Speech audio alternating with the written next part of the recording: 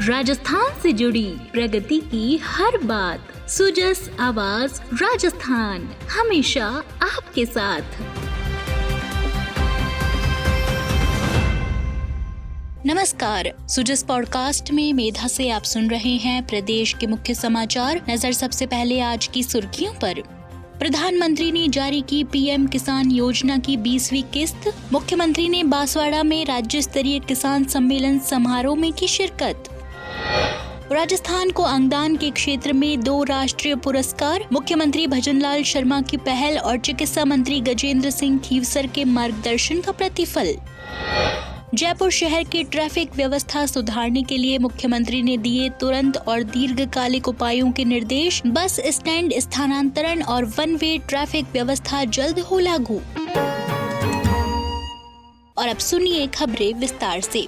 प्रधानमंत्री नरेंद्र मोदी ने आज वाराणसी उत्तर प्रदेश से पीएम किसान सम्मान निधि योजना की 20वीं किस्त देश भर के किसानों को जारी की। प्रधानमंत्री ने 9 करोड़ 70 लाख से अधिक किसानों को 20,500 करोड़ रुपए से अधिक की राशि डायरेक्ट बेनिफिट ट्रांसफर यानी डीबीटी के माध्यम से भेजी। प्रधानमंत्री नरेंद्र मोदी ने कार्यक्रम में कहा कि सरकार देश भर के किसानों के हित में लगातार प्रयासरत है। साथ ही उन्होंने देश भर की महिलाओं के आर्थिक सशक्तिकरण की दिशा में ये स्पष्ट किया कि सरकार का लक्ष्य है देश भर में 3 करोड़ लखपति दीदी बनाना। प्रधानमंत्री ने ये भी कहा कि महिलाएं केवल गृहस्थी तक सीमित न रहें, बल्कि कृषि, पशुपालन, डेयरी और उद्यमिता के माध्यम से ग्रामीण अर्थव्यवस्था की धुरी बने। इस दिशा में स्वयं सहायता समूहों की भूमिका को उन्होंने विशेष रूप से सराहा। कृषि अर्थव्यवस्था में महिलाओं की भागीदारी बढ़ाने पर भी है। हम लखपति दीदी अभियान चला रहे हैं। हमारा लक्ष्य देश में 3 करोड़ लखपति दीदी बनाने का है।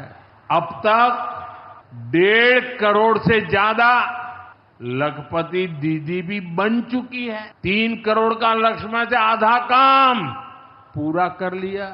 1.5 करोड़ गांव में काम करने वाली गरीब परिवार की, किसान परिवार की हमारी बहनें, 1.5 करोड़ बहनें लखपति दीदी बन जाए, ये बहुत बड़ा काम हो रहा है। इस राष्ट्रीय आयोजन से मुख्यमंत्री भजनलाल शर्मा ने बांसवाड़ा के कॉलेज मैदान में आयोजित राज्य स्तरीय किसान सम्मान समारोह के माध्यम से वर्चुअली भागीदारी की। कार्यक्रम में बड़ी संख्या में किसान उपस्थित रहे। मुख्यमंत्री ने इस अवसर पर प्रदेश के कृषि और उद्यानिकी क्षेत्र में विभिन्न योजनाओं के लाभार्थी किसानों को पॉली हाउस, सौर ऊर्जा पंप संयंत्र, गोवर्धन जैविक उर्वरक योजना, तारबंदी और प्रधानमंत्री सूक्ष्म खाद्य उद्योग उन्नयन योजना के अंतर्गत अनुदान राशि के प्रतीकात्मक चेक वितरित किए। इसके साथ ही श्री शर्मा ने उद्यानिकी क्षेत्र के 3 प्रमुख निर्माण कार्यों का वर्चुअल रूप से लोकार्पण और शिलान्यास भी किया। पपीता उत्कृष्टता केंद्र बहरावंडा दौसा का भवन निर्माण कार्य का शिलान्यास, मधुमक्खी पालन उत्कृष्टता केंद्र देवड़ावास स्टॉक का भवन निर्माण कार्य का शिलान्यास, उद्यानिकी ग्राह परीक्षण केंद्र खेमरी धौलपुर के भवन का लोकार्पण इसमें शामिल है। मुख्यमंत्री ने लाभार्थियों को सरस बूथ आवंटन पत्र, पीडीसीएस आवंटन पत्र, सरस मिनी मार्ट के आवंटन पत्र भी सौंपे। ये आयोजन प्रदेश में किसानों के हित में चलाई जा रही योजनाओं की प्रतिबद्धता को दर्शाता है और तकनीक और नवाचार और सतत कृषि विकास की दिशा में राज्य सरकार के प्रयासों को मजबूती देता है। मेरे भाइयों, साथियों, आज हम पीएम किसान उत्सव के उपलक्ष्य में एकत्रित हुए हैं, जिसमें यशस्वी प्रधानमंत्री नरेंद्र मोदी जी के हमारे किसान भाइयों को किसान सम्मान निधि की सौगात दे रहे हैं। माननीय प्रधानमंत्री जी का बागड़ से गहरा नाता है। बागड़ क्षेत्र जिस गुजरात से अपनी संस्कृति एवं सीमा साझा करता है, यहाँ से हमारे यशस्वी प्रधानमंत्री जी आते हैं, जो लंबे समय तक गुजरात के मुख्यमंत्री भी रहे हैं और हमारी बागड़ की समस्याओं को अच्छी तरह जानते हैं। ये हमारे भाई बहनों की समस्या को वो जानते हैं, इसलिए वो हमेशा कहते हैं कि हमारे बागड़ क्षेत्र का किस तरह से विकास होना चाहिए और उन्हीं की तर्ज पर हम लगातार इस क्षेत्र के लिए विकास की बात हम करते हैं और विकास के लिए काम लगातार हमारी सरकार यहाँ कर रही है। माननीय प्रधानमंत्री जी के नेतृत्व में कृषक कल्याण और ग्रामीण विकास की नई कहानी लिखी जा रही है।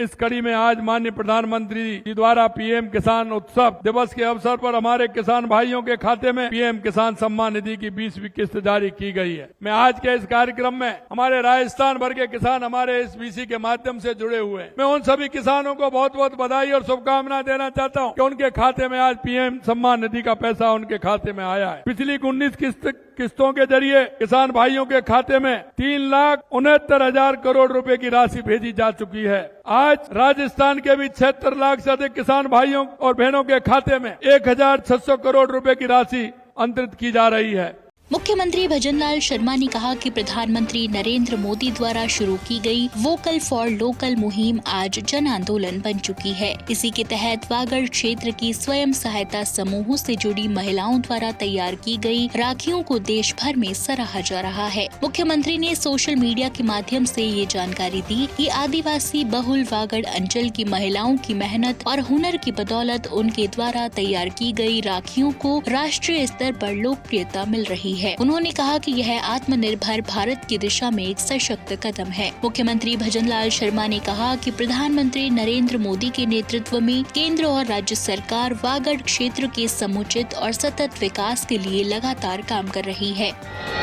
मुख्यमंत्री भजनलाल शर्मा ने राजधानी जयपुर सहित प्रदेश के प्रमुख शहरों की यातायात व्यवस्था को सुगम और सुचारू बनाने के लिए तुरंत और दीर्घकालिक उपायों के निर्देश दिए हैं। उन्होंने कहा कि यातायात व्यवस्था को सुधारने के लिए गृह एवं यातायात विभाग, जेडीए, शहरी विकास और आवासन विभाग, स्वायत्त शासन विभाग मिलकर सामूहिक जिम्मेदारी के साथ काम करे। मुख्यमंत्री भजनलाल शर्मा कल मुख्यमंत्री निवास पर जयपुर शहर और प्रदेश के अन्य प्रमुख नगरों की ट्रैफिक व्यवस्था को लेकर आयोजित उच्च स्तरीय बैठक की अध्यक्षता कर रहे थे। उन्होंने निर्देश दिए कि आमजन को जागरूक कर ट्रैफिक सेंस को बढ़ावा दिया जाए। पुलिस और यातायात अधिकारियों द्वारा नियमों की सख्ती से पालना सुनिश्चित की जाए। मुख्यमंत्री ने शहर में ट्रैफिक जाम की समस्या से निजात दिलाने के लिए चिन्हित ऑटो और बस स्टैंडों का शीघ्र स्थानांतरण लागू करने के निर्देश दिए। उन्होंने जयपुर हीरापुरा बस टर्मिनल से मानसून के बाद बसों का संचालन आरंभ करने और नए स्थानांतरित बस स्टैंडों से शहर के भीतर आवागमन के लिए JCTCL बसों की सुविधा सुनिश्चित करने के निर्देश दिए। साथ ही मुख्य मार्गों पर व्यापारियों और आमजन से सुझाव लेकर वन वे ट्रैफिक व्यवस्था लागू करने पर बल दिया। श्री शर्मा ने जयपुर शहर में आवश्यकतानुसार मल्टी लेवल पार्किंग विकसित करने और उनकी उपयोगिता को बढ़ावा देने के निर्देश दिए। साथ ही उन्होंने जोन आधारित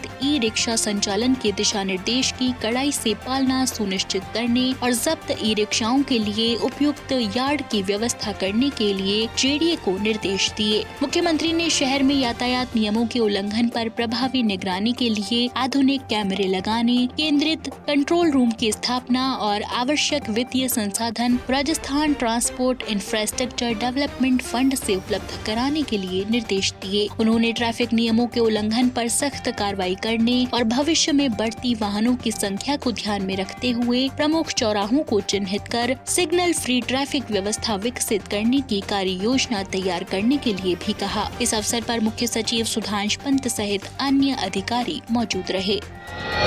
राजस्थान सरकार की सक्रिय नीति और जन जागरण अभियानों के चलते प्रदेश को अंगदान के क्षेत्र में 2 प्रतिष्ठित राष्ट्रीय पुरस्कार प्राप्त हुए हैं। मुख्यमंत्री भजनलाल शर्मा की पहल और चिकित्सा एवं स्वास्थ्य मंत्री गजेंद्र सिंह खीवसर के मार्गदर्शन में प्रदेश में अंगदान जैसे पुनीत कार्य को बढ़ावा देने के लिए किए गए प्रयासों को राष्ट्रीय स्तर पर मान्यता मिली है। राजस्थान को emerging state in organ donation और ट्रांसप्लांटेशन और excellence in promotion of organ donation की श्रेणियों में राष्ट्रीय पुरस्कार प्रदान किए गए हैं। ये सम्मान नई दिल्ली के डॉक्टर अंबेडकर इंटरनेशनल सेंटर में आयोजित भव्य समारोह में केंद्रीय स्वास्थ्य एवं परिवार कल्याण मंत्री JP नड्डा द्वारा प्रदान किए गए। राजस्थान की ओर से चिकित्सा शिक्षा सचिव अम्बरीश कुमार, चिकित्सा शिक्षा आयुक्त इकबाल खान और चिकित्सा शिक्षा विभाग की अंगदान से जुड़ी टीम ने ये पुरस्कार ग्रहण किए। चिकित्सा मंत्री गजेंद्र सिंह खीवसर ने इस उपलब्धि के लिए विभागीय के अधिकारियों, संस्थाओं और अंगदान करने वाले परिजनों को हार्दिक बधाई देते हुए कहा कि अंगदान जीवन का सबसे महान उपहार है और यह किसी को नया जीवन देने का पुण्य कार्य है। एक व्यक्ति की इच्छा और सहमति से कई जिंदगियां बचाई जा सकती हैं। उन्होंने कहा कि आज भी देश में लाखों लोग अंग प्रत्यारोपण के इंतजार में हैं और ये इंतजार तभी समाप्त होगा जब समाज मिलकर अंगदान के महत्व को समझे और इसे अपनाए।